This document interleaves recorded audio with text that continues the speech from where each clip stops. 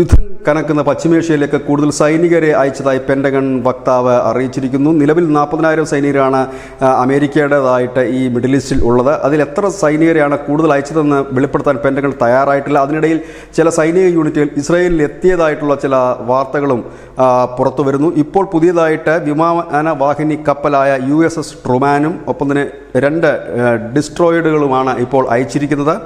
നിലവിൽ USSൻ്റെ Abraham Lincoln എന്ന് പറയുന്ന വലിയ പടക്കപ്പൽ തന്നെ അവിടെയുണ്ട്. ഒപ്പം തന്നെ ഒമാൻ കടലിടുക്കിലും ഈ അമേരിക്കയുടെ സൈനിക വിന്യാസം നടന്നിരുന്നു. അത് ആഴ്ചകൾക്ക് മുമ്പ് നടന്നിരുന്നതാണ്. അതായത് ഇസ്രായേലിൽ ഒരു വലിയ സംഘർഷത്തിലേക്ക് നീങ്ങുകയാണെങ്കിൽ ഈ സൈനികരെ ശക്തി അല്ലെങ്കിൽ ഈ സൈനിക ശക്തി എല്ലാം കൂടി ഒരിടത്തേക്ക് ഏകോപിപ്പിക്കാൻ അമേരിക്കയ്ക്ക് എളുപ്പം കഴിയും.